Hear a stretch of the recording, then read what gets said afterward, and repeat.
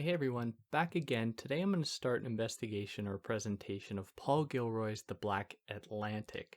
Now before jumping into it, if you want to follow me anywhere other than here, you can find me on Instagram at theory_and_philosophy or on Twitter at David Guigno. If you're new here, welcome. I'm David. I try to explain philosophical texts in a way that makes them accessible to you. So, if you're new, like, share, subscribe. If you found this on YouTube, you'll be able to find it in podcast form pretty much anywhere where you get podcasts where there shouldn't be any ads. Or if you found this in podcast form, you'll be able to find me on YouTube, where sometimes I release videos to accompany whatever it is I'm saying. So if you're into that, go find me there. If you want to help me out, obviously like, share, subscribe. If you're listening to this in podcast form, leave a review, leave 5 stars. That would help me out a lot. You can help me out monetarily via Patreon or PayPal, but obviously no pressure. And yeah, don't waste any more of your time with that stuff. Let's jump into Paul Gilroy's The Black Atlantic. Now, I can't understate how difficult this text is because largely Paul Gilroy is dealing with a completely new topic, and he really highlights this throughout the course of the text. So Paul Gilroy, just to put it quite simply before we jump into it, what he's trying to do here is to find a way to think about the experience of Black people in the United States and Europe without thinking it in terms of either what he calls ethnic absolutism, which is the idea that Black people just have a kind of pure essence, an essence that has been sequestered through slavery, through other oppressive mechanisms. And he doesn't want to think about it in a kind of purely particularist view that there is no such thing as a Black identity or Black authenticity. So instead, he's trying to find a middle ground to say that identity is something that is always changing, but that doesn't mean that it isn't real, that it doesn't have real effects that can be measured, located, even sought after. And one of the ways that he seeks to do this is to find the common thread not only within or between different Black communities, but between marginalized communities more generally, be they Black people, be they Jewish people, be they indigenous people, and so on, that all have a mutual disdain for fascism, for imperialism, if they've experienced the effects of those extremely harmful and violent institutions. So this book starts, as with many, with chapter 1, The Black Atlantic as a Counterculture of Modernity. So what does he mean by this from the title of the chapter? Well, modernity plays a central role in this text. That is, he regards the slave trade, what he calls here as well the Black Atlantic, he regards that as modernity's limit. It is a kind of a logical point on the progression, on modernity's progression, on modernity's lifespan, because it abides by many of the racist, violent assumptions that emerged within modernity. But it is also a point at which modernity began to reflect upon itself or to be presented with its own limits. So with modernity, we began to see the emergence of various ideas pertaining to race. As science began to develop, it sought to explain that race is perhaps biological, and to some extent it is, but that of course would mean that certain people of certain races have certain qualities that are unchanging. And we see this time and time again with various people saying that, well, different levels of ability can be measured between Black and white people in terms of athleticism and so on. And these explanations are meant to stand in for kind of true, complete understandings about entire races. Now, these ideas sprung up, according to Gilroy, by and large within modernity. Now, the Black Atlantic and the slave trade pose a challenge to these racist assumptions, even though the slave trade was obviously something that racism very much benefited from. But it also challenged modernity in that it began to trouble the idea that Black people are just one kind of way, or white people just have one kind of identity. Because suddenly people began to be forcefully removed from their homes and put into new contexts.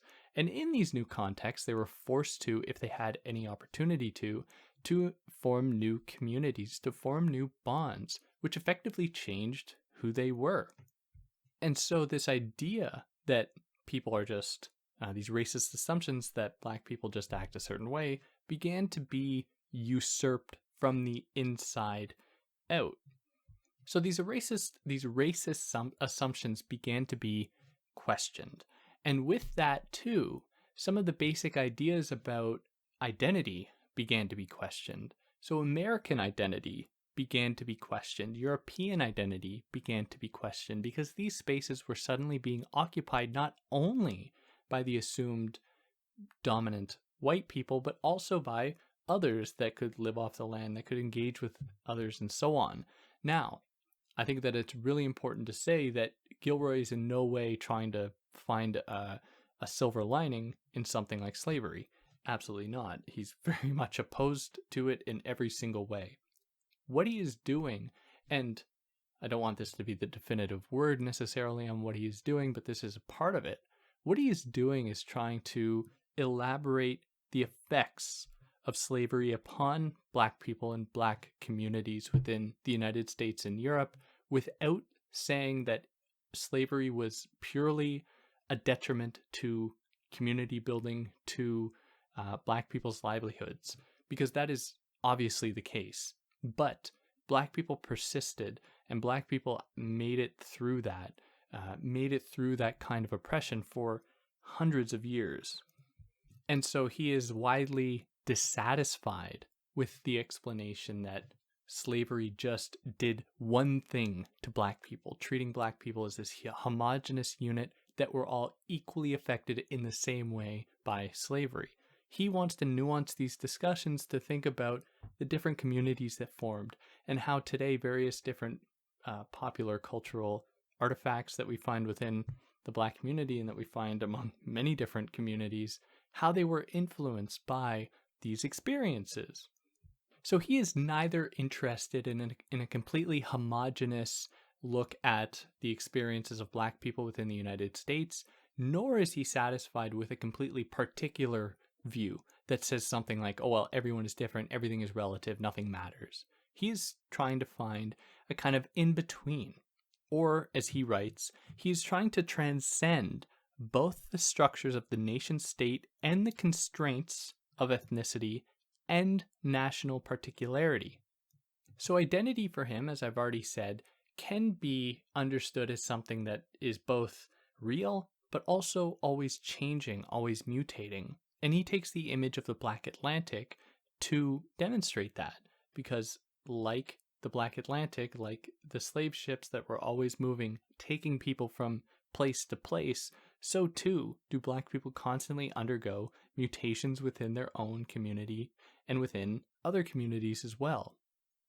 Now, throughout the course of this book, he's going to present many different Black writers, political figures, philosophers, including Frederick Douglass, W.E.B. Du Bois, Martin Delaney, including many others, Richard Wright, that all to some extent either demonstrate a submission to an idea about kind of Black purity, or the idea that there's a kind of Black essence that can be redeemed with the right critical tools, or he points to different thinkers that are a little bit wary about that possibility, and instead who think about Black identity as something that is much more complicated than a simple association with Africa in many cases.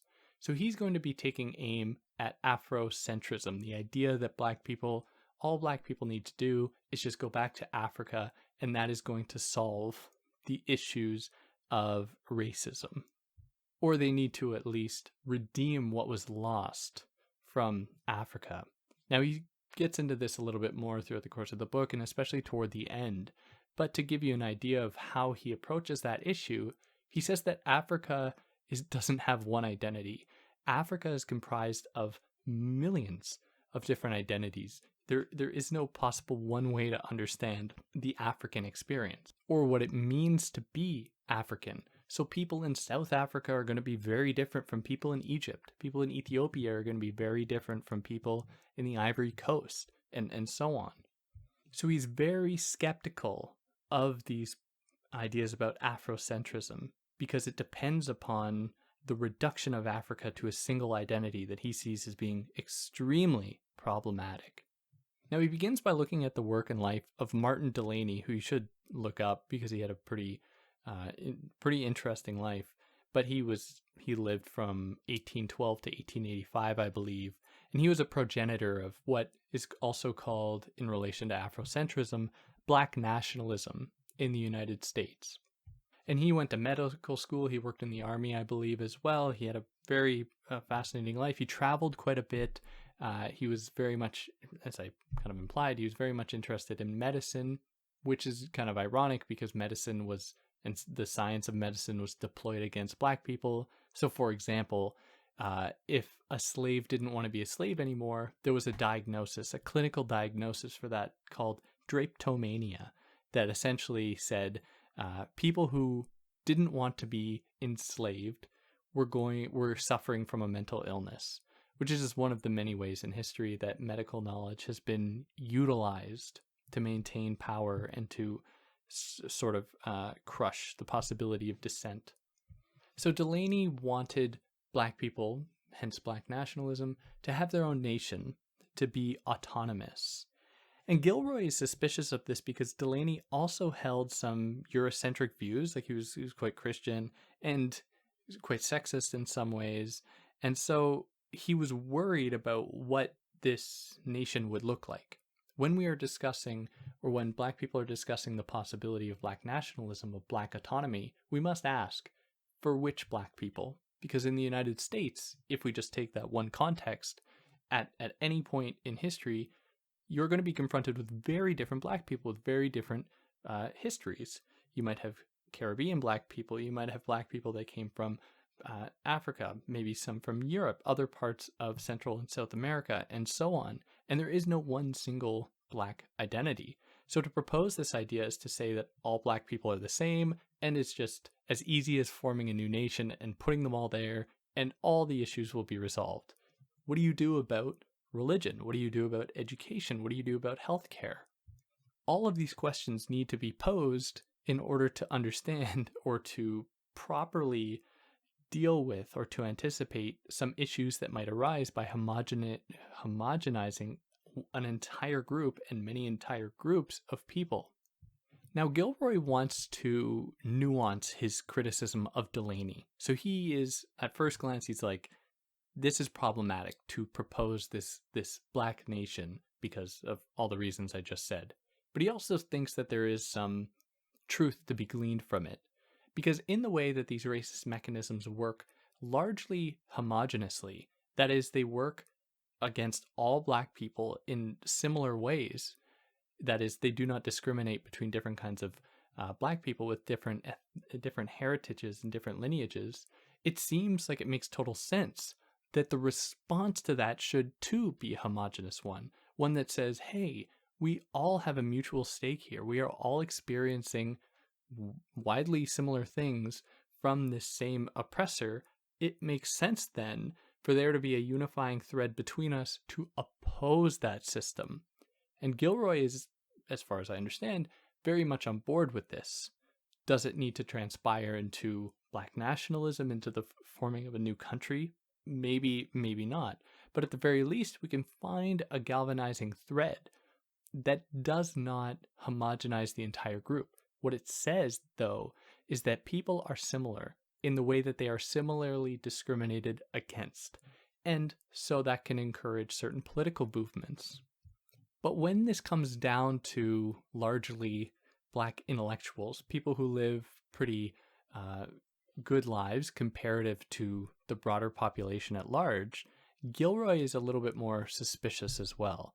So he says, or he kind of bemoans intellectuals who speak of race, people, or nation as though these are homogenous entities, and who place themselves rather than the people they supposedly represent, like everyday Black folks in the United States or Europe, and instead focus primarily upon their own interests, what they say is best for the entire Black communities, and homogenize those communities. So opposition to power, opposition to oppression, doesn't necessarily need to assume a kind of political stance that homogenizes the entire community. It happens in more tacit, more surreptitious, more, hidden forms to oppose that power. So here he considers briefly, and he jumps into this more in chapter 3, he considers briefly Black popular culture, specifically music, which has often stood outside of the dominant framework. So this includes musical genres like jazz, soul, blues, hip hop, R&B, that Black people have used as a way to live their lives and to make their lives more livable in relation to a system that is largely oppressive. Now, I'm not an expert on jazz or anything like that, but I don't fully agree with this reading of it, because I find that these types of readings that diagnose jazz, for example, or the blues or any other genre, as just being a response to racism, even though that is definitely part of it, that whitewashes, or it kind of disavows, the complexity in jazz and how it is absolutely pure brilliance. It seems like it extends beyond more than just a transgressive act, and it is also something that evades possible understanding in those terms, as a genre that exists in itself for its own brilliance, not just in response to sites of power, even though that is definitely a part of it. And so he continues to say that musical genres like jazz and the blues that eventually gave way to the emergence of hip hop in the late 70s, I guess in the Bronx, in the United States, what that allowed for is I guess it allowed for many different things, and for a broader understanding of the role of hip hop in the Black community, I really recommend you read the text Black Noise by Trisha Rose, which I've covered on here if you're interested in that at all, or that whole slew of other texts that you can easily go find. But hip hop's emergence obviously has a very complicated history, but in any case, for hip hop, it is transgressive to some extent as a discursive form in both its style and its substance, because it reveals, or it participates in, what he calls a politics of transfiguration that strives in pursuit of the sublime, struggling to repeat the unrepeatable, to present the unpresentable. That is, there are truths that emerge within Black popular culture, in this case hip hop, and the same could be said of jazz and the blues, that might otherwise have not gone seen or been not been noticed until it was brought into light by these discursive kind of cultural forms, these cultural moments, or these cultural exigencies, or the exigencies of Black people against a system, of an oppressive system. So he continues by saying that the politics of transfiguration offers a continuous commentary on the systematic and pervasive relations of domination that supply its conditions of existence. And so he is attributing value, transgressive value, to these cultural modes of expression that are going to be different everywhere. Hip hop is by no means homogenous. It is going to be different depending on where you are in the United States, and the same can apply to jazz and the blues and so on. But there are also many other modes of cultural expression that emerged within the Black communities, including quilting by many enslaved women, or other musical products that emerged from enslaved people in the United States, also cuisine, and so on. There are so many different examples, and he attributes value to these cultural forms because they are irreducible to one kind of homogenous experience of Blackness. It is much more specific than that. And so he does this, I think, in order to avoid homogenizing the Black experience. If I can call it an experience, like that seems like a disavowal of the violences inflicted, but the experiences of Black people from slavery onwards. Now, these all present artistic forms of expression, from cuisine to music to and so on, that transcend the limits of modernity for Black people, in that modernity was attached to certain kinds of existence. You know, you have to act a certain way, be of certain Victorian heritage, or have certain identity markers to then fit within that class. And so the presence of these examples, or these cultural modes of life, or ways of life, posed a challenge to that, and they began to challenge the kind of rationality implied within modernity. But it also revealed, and broadly plantation slavery revealed in his words, that regimes, or that revealed the complicity between rationality and the practice of racial terror. Now, in writing this, Gilroy is trying to move away from people who think that slavery was an example of a kind of primitivism within modernity, like as though logic, as though rationality were not in themselves part of the project of slavery. Now, he shows how these things are actually intertwined, how logic and rationality work very well to maintain racism and to maintain oppression. And that propels us here into chapter 2, titled Masters, Mistresses, Slaves, and the Antinomies of Modernity.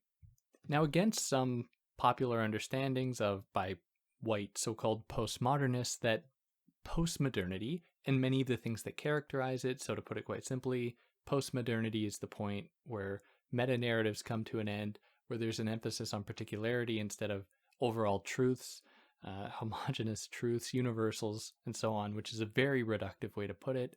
But he is saying that for these people who think that there was a movement from modernity to postmodernity, and that this movement is marked by these shifts from essentialism to anti-essentialism, from universals to particulars, he asks, weren't these also true of modernity? Wasn't modernity also something that embraced particulars, that embraced anti-essentialism, while also embracing essentialism, while also embracing universals?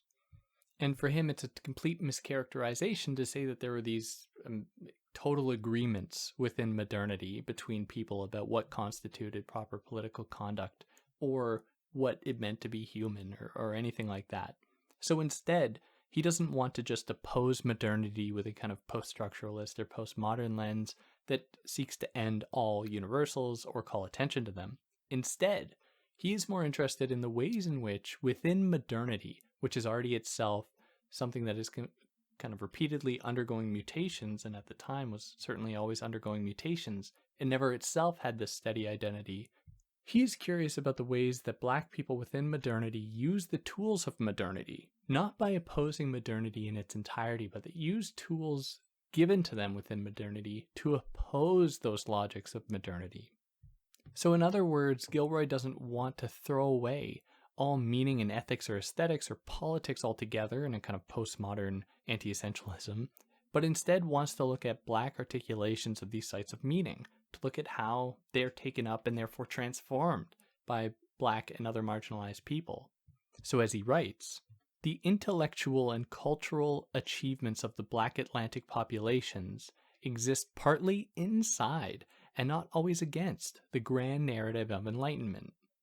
And so, very much like modernity's ambiguity, so too is he trying to explain the way that, or describe the ways that Black people are ambiguous. They actually use some of the tools of the oppressor against the oppressor. Now, for philosophical inspiration, he draws heavily upon Hegel's work on the dialectic, to explain that these contradictions within modernity make total sense. There is no single identity that is not without its own contradictions.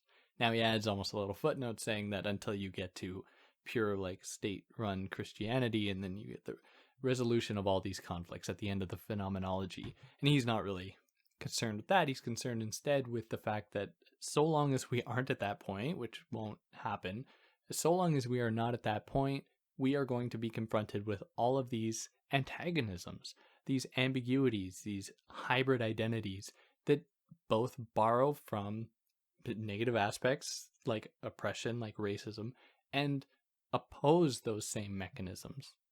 Now, he also has quite a few other issues with Hegel, because he sees many issues with the so-called master-slave dialectic, even though it's the Lord Bondsman in Hegel, and there is a great distinction to be made there. But the idea within Hegel is that the so-called slave is opened up to possibility that the master is not, because the master views themselves to be the kind of be-all, end-all of the world, to be the center of the world, and therefore they don't need to change, they don't need to develop. Whereas for the bondsman or the slave, they are opened up to possibility by the fact that they are not satisfied with themselves. Now, in Gilroy's reading of the master-slave dialectic, he says that fails to account for the fact that many people, Black people within the United States, oppose slavery. They weren't existing in slavery and saying like, oh, this is great. I'm opened up to new possibilities, and my owner is foreclosed to them in this kind of metaphysically immanent capacity, and so therefore I should be happy with my condition. No, what we saw were continual revolts, oppositions to that, to those structures, not a willing adoption of them, or just a submission to them. And this is really quite one of the fascinating things for Gilroy, in that he wants to say that slavery, in all its horror, was not effective at doing away with the possibility of resistance, and it actually gave birth to something, a kind of black subjectivity that could oppose it, that could resist it. And there are innumerable examples of people opposing slavery that were born into it, like Harriet Tubman, for example, a bona fide, probably one of the bravest people to ever exist on planet Earth, that demonstrates an opportunity to move beyond through the emergence of a new subjectivity from the confines of the very system that they were born into. And for Gilroy, it would be a total reduction and a total slap in the face to say that slavery had one effect upon Black people, and that was it. Now, at the same time, I'm not entirely sure who he's writing against when he says this. I'm not sure who thinks that there was this kind of slavery had this homogenous effect upon people. I'm not saying they don't exist, but I'm not entirely sure who he's writing against. But in any case, it's a good point to make against people who might make that argument, in that it disavows the different cultures, identities, subjectivities that emerged out of it. Slavery, that is. And that puts us here into chapter 3, Jewels Brought from Bondage, Black Music and the Politics of Authenticity. So within slavery, many different art forms emerged, many different cultural kind of hybrid forms emerged, like through cuisine and music and so on. And he looks at, kind of barely traces a history into the emergence of hip-hop within many urban Black communities. And within all of these cultural forms, he sees the possibility of transgression within what he calls their dramaturgy, their enunciation, and gesture, and how they oppose systems not necessarily in their direct opposition to power, but in their existing for themselves outside of the eye of power. So, for example, in the case of jazz, it essentially makes heavy use of improv. For anyone who knows about jazz, people are making stuff up on the spot a lot of the time. And so the act of playing with music, the act of playing with these notes, opens up or presents the kind of loss of oneself. So when you're improvising, playing jazz music, you are giving up partly what you've learned in the past to explore newness, to become new in the moment. But this newness is only made possible by some basic understandings. So not just anyone can play jazz, despite what some critics at the time, from a century ago, would say, like Adorno, even though it's more complicated than that with Adorno. So disregard that. But some people would say that jazz doesn't make sense. It's just random notes being hit, when in fact there is an entire calculus behind it that is irreducible to, traditional ways of music, understanding music theory. And so the possibility of finding a new self within improvisation depended upon having a base. You have to learn some before you can actually do that. And here we are presented again with a kind of ambiguity of identity, both an identity that is fleeting in this improvisation and an identity that kind of retains its existence, but that opens up, the musical player, up to newness. So here again, we're getting this idea that identity is both fixed and unfixed. It exists, but it's always mutating and developing. Now this, I don't mean at all to homogenize what Black musical expression looks like, because it is widely different, like within jazz, between different geographical locations, with hip-hop in different geographical locations, and so on. And so it's important to look at how each group, however these groups might define themselves, engage in that music. Perhaps there is a history that can be traced back, perhaps there is not. There might be spontaneity behind it that doesn't lend it to a kind of history, and so on. So in the face of this, what Gilroy wants to do in his own terms is to embrace the idea of a diaspora composed of communities that are both similar and different. Now, when we acknowledge the difficulty in finding a kind of true identity or a kind of true Black musical expression or artistic expression, we run into the difficulty of reconciling any kind of steady identity category from which to then understand Black culture more generally. Now, he doesn't think that there is this thing called Black culture because it's different within the United States between groups, between Caribbean Black people, between European Black people in Ethiopia, Black people in Uganda, and so on. And so any calls or criticisms of Black artists for failing to be authentically Black is something that kind of draws Gilroy's ire, in that he has a lot of trouble with people saying that a certain Black artist is not acting right or not being the right way for the Black community. So, for example, some people took aim at Jimi Hendrix for not embracing Black art enough, pandering too much to white people, to which Gilroy says, what is this thing called Black authenticity? How should Hendrix have played the guitar to properly fit within the Black mold? Could himself not be an example of his own expression of Blackness? And these debates go on as well within hip-hop circles, where there are arguments about which brand of hip-hop is the most authentic. Is it East Coast hip-hop? Is it West Coast hip-hop? Is it knowledge hip-hop? Is it more gangster rap? Like, how do we possibly understand which one is more authentic than any other? And I guess the short answer is that there is no authentic form, even though there are some discernible characteristics about it that can be given some value. And we can't necessarily fully understand them, but there's the experience that, like, hearing hip-hop within certain settings, let's say out in the country somewhere, it feels off. Like, it feels like that is not a place for hip-hop, when, of course, it can exist there, like, absolutely. But there's just a kind of experience that one has with it that doesn't feel right, or won't feel right for being there. And so Gilroy is interested more in those possibilities, these kind of inexplicable understandings about identity that don't crystallize into complete hatred of anything that is different, that doesn't submit to so-called authenticity and so on. And in the case of Hendrix, insofar as Blackness is something that is always being negotiated, always hybrid, always developing like any other identity, he sees Hendrix's own hybridity as being a perfect resemblance of that, or resembling that perfectly. So in that way, he says that Jimi Hendrix is being perfectly authentic, and it's totally absurd to say that he is not. And that puts us here into chapter 4, Cheer the Weary Traveler, W.E.B. Du Bois, Germany, and the Politics of Displacement. So the desire for roots, as I've kind of already intimated, the desire for roots can be understood as a good response to racism, because racism is something that uprooted Black people from their homes and brought them somewhere else. So it makes sense that setting roots could be a kind of political opposition to that. And as I've already said, Gilroy has some issues with that possibility, or that they should be handled critically, not naively just taken up. So to think about this a little bit more, he turns to the work of W.E.B. Du Bois, who is a prolific writer, academic, went to Harvard, and has an amazing life despite the types of discrimination that he experienced.